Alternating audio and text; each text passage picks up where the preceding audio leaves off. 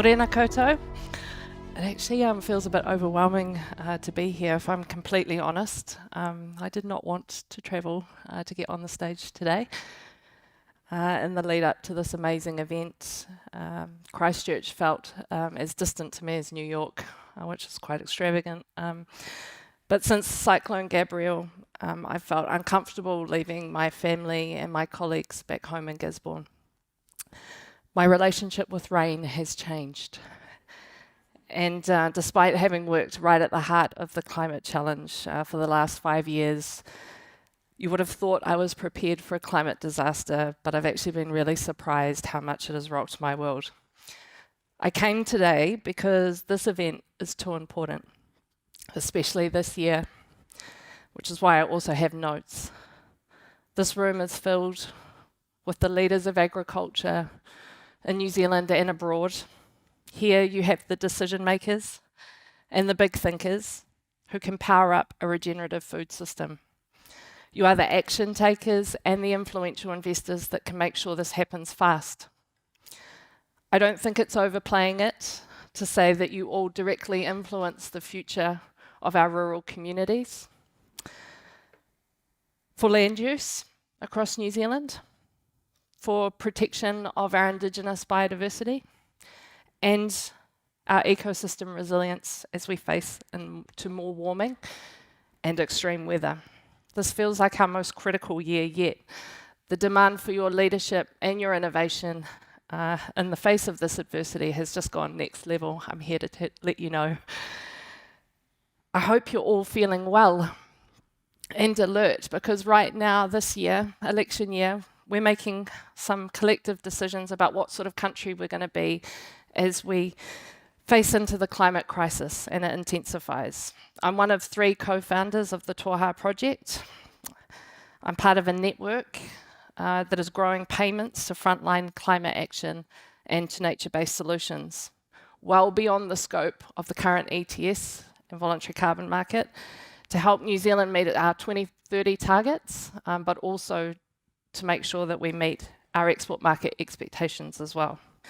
I needed to be here today because I need to make a request. On behalf of our team working on the East Coast, I actually need to ask for your help. But first I should do the introduction. Ko Ngāti Hikairo te iwi, ko Turanganui a Kiwa te kāinga, ko Nathalie Whitaker aho. I'm a technology designer. I build community markets. Our teams create things like Give a Little, Trees That Count, Calm the Farm, the generator, that sort of thing. Yet despite my love of the technology and its potential to cool the planet, I mostly feel obligated to let you know that when a big climate disaster arrives for you and your whānau, it won't be the technology that helps you at all. It will be your community. And right now, I want to make a really big plea for my community. 5 years ago, I went deep on what was blocking pace and scale for climate solutions, and my quest for hope led me from Auckland to a move out east. I'm not originally from Tairāwhiti, and I definitely don't speak for the region, but I believe in its people and the whenua, and I feel privileged to call it home. It's more than just being the first place to see the sun each day. The people there are magic. In one of the most isolated parts of our country, nobody is there by accident or just passing through. You actually have to want to be there, and that means trust in the community has depth and complexity that you just can't manufacture anywhere else. For this reason, I believe the coast holds the clues about how New Zealand can prosper and face climate action with real pace. Because really, Gizzy is to New Zealand what New Zealand is to the rest of the world. The connection is not necessary, but it's very valuable if we can get the protocols right. Every primary industry is represented in the region, though I can count the dairy farms on one hand. It feels like a place where regeneration is actually possible. And personally, I figure that if the East Coast can't nail a just transition with all of the history of New Zealand's dual heritage, starting from that coastline, then I'm unsure whether there's any hope for any other region in New Zealand to do the same. But it's fair to say that over the last 4 years that Toha's been out in the R&D on the East Coast, the environmental challenges have been intensifying, weather event after weather event. The morning after Cyclone Gabrielle, we knew that we were dealing with something much, much bigger. We gathered at the office and we decided to make the Toha system operational and public via a service we called the East Coast Exchange. We started accounting for all of the action that was taking place across the community on a public record and using data to verify the needs and distributing resources around the community. We're actually just a bunch of tech geeks, but we got all of this underway with post-it notes and clipboards while the power and the comms was out and the roads were blocked off and the gas stations were rationing and the banks were choppering in cash to ATMs with hundreds of people lining up. Now, Toha's not an emergency response charity. We're a climate data cooperative. But we swung into gear because we wanted to help protect something precious. For the first couple of days after the cyclone, the welfare centres in Marae didn't have any fresh food. We raced around trying to do a stock take. There were plenty of pallets of pot noodle and lots of toilet paper, thanks to COVID. But our biggest concern was that with food running out and no running drinking water and no petrol coming into the region, that the community would actually start to panic. We wanted to do our best to remind the community of the incredible abundance in the local food system, despite the fact that the majority of the produce actually leaves to go offshore. We wanted to protect the trust that was embedded right in the foundation of East Coast communities for many, many generations. So we set to work negotiating fresh produce out of cool stores and transporting it to all the different welfare centres in Marae, recording all of the value on an IOU system so that the community knew what was going on and what was needed and that payments could flow later. If you zoom out of the initial response, fundamentally, we launched the East Coast Exchange because our work in Give a Little had told us and taught us many, many hard lessons around disaster. Generosity is quick to flow, but those with the big resources, they're much slower to get going. And they have trouble, when they do, connecting to the real needs on the front line, especially in isolated communities. That sluggishness quickly turns into resentment and a breakdown in trust, which is critical to maintain when everything is actually under so much extreme pressure. Toha set about creating a public record of action across the community so that people could just get on with helping each other, knowing that the funding and resourcing might flow a little bit later if the work and effort was going to be recognised. Now that we're several months on, we're experiencing another hard reality.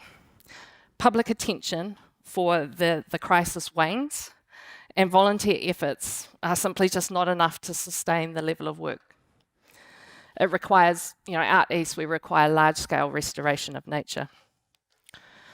To get real about the challenge that we're facing, not just out on the East Coast, we want every farmer and landowner in New Zealand to be paid for the environmental work regenerating nature. We want all landowners and all farmers to own their own data about the whenua and have all control over the benefit and the value that that data generates. When extreme weather hits, when you physically stand in front of the damaged whenua, when you're surrounded by hills with beautiful fertile soil that is slipping into the sea, and when you turn up to your local food market, farmers market, and it's filled with damaged crops, you realise straight away that it's actually our food system that is in dire risk for climate change. And quickly you work out that it's going to be our farmers and our landowners that are going to be the heroes in our future. More events like Cyclone Gabrielle are coming, which is why we need Hawke's Bay and Tairāwhiti to have an exponential recovery. We need it to bring forward a demonstration of the nature-based economy that we need, where we can achieve a mosaic of different land uses. It's a tricky and complex puzzle to achieve this, but failure is not an option, which is why I need to segue back to the help part of this. I want to extend a big open invitation to all of you to join us to make the East Coast Exchange fly. The impact that we could create together goes much, much further than Hawke's Bay and Tairāwhiti if we get it right. And there are so many ways for you and your organisation to get involved. We can't build resilience into our food system with nature-based solutions if we're not prepared to pay the people getting their hands dirty in the actual nature bit. We need cyclone recovery funding to keep flowing, direct to farmers and landowners, and we need to start growing a green workforce for that restoration work. For Toha, this really is the bottom line. We must pay for the work to recover our food production and the ecosystems that support it. If you know of resources or funding that should get straight to farmers and landowners right now following the cyclone, please help us close the gap between the funds that are available on the East Coast Exchange and the ability for us to get those to farmers and to landowners who are working on the whenua. Even just signing up to the East Coast Exchange is helpful because it means that there are eyes over the gap that is, I guess, between what has been raised and the funds that are with the frontline now. If you're part of an organisation with net zero targets, you may have farmers or rural contractors in your Scope 3 emissions. At Toha, we're concerned that the cost of the transition is just going to be pushed down to the small players through Scope 3 pressures. In a world of flood and droughts, this is the end of the value chain that can really afford the pressure the least. The legendary organisations of our future are actually going to work out how to take Scope 3 and turn it into a massive opportunity for generosity and for loyalty and for resilience right across your supply chain. Let us know if you want to work together on that. We're working with some amazing partners on just this issue. Perhaps you're part of an org that has a really hard to abate emissions problem in your 2030 plan, requiring a supply of carbon credits. We can put some of your future carbon credit budget to work now, securing access to really high quality local supply of carbon credits kick-started through the cyclone recovery. The funds can go to work straight away, helping to scale up native reforestation and natural reversion all along the East Coast. The team are waiting for your call. But we're also going to go beyond carbon too. With a group of partners, we're now designing different biodiversity financial instruments to be able to help recovery, particularly sustaining the redeployment of the workforce from exotic forestry to natives. We can nail this, but we are going to, hopefully create some great wins for some Kiwi food producers. And it will be amazing to be able to claim at the end of this that we can produce nature-positive food in New Zealand, but that's not the case right now. This challenge is just so much bigger than just biodiversity credits. This is the data about nature and our relationship with it, and we're going to need it right throughout the supply chain. Please get in touch with us to prove the skeptics wrong. Please help us prove that business, corporates are prepared to pay for biodiversity. Finally, if you have innovations or ideas, no matter how big or small, to build resilience on the land or to transition land use, if you want to test these ideas out, please just get on the road and please bring your R&D budget with you.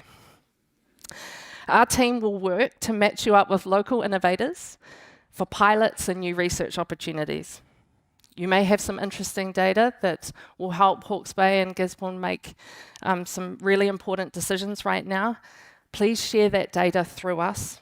Toha has mechanisms to make sure that you see value from your IP and from your data. At very least, you're going to receive an invite to come celebrate with us a year post the cyclone in February next year, because he does a good party. To wrap, working together for the producers of Hawke's Bay and Gisborne will help us keep moving faster than the politics this year. We don't need to wait for the election. Wellington doesn't really set the pace, and 2030 is coming up really, really fast.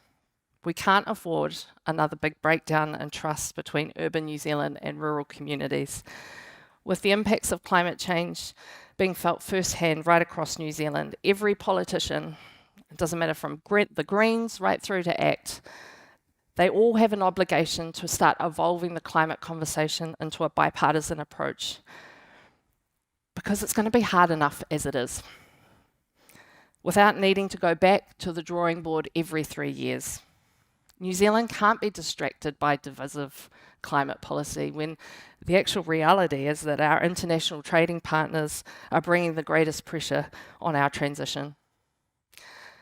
In Toha, we believe that unlocking climate action is really just a cooperation challenge, which means New Zealand could be in contention for a medal finish if climate change were the Olympics. After all, this land is pretty isolated at the bottom of the Pacific Ocean. We've always needed to rely on each other. Cooperation is in our national DNA. We just need to start running in the race, guys. I really truly believe that if we're able to support Hawke's Bay with the innovation and the East Coast with the resources to express tino rangatiratanga, that these communities will pay us back, pay it forward many times over as climate change creates needs in our community and for us all in the path ahead. Thanks.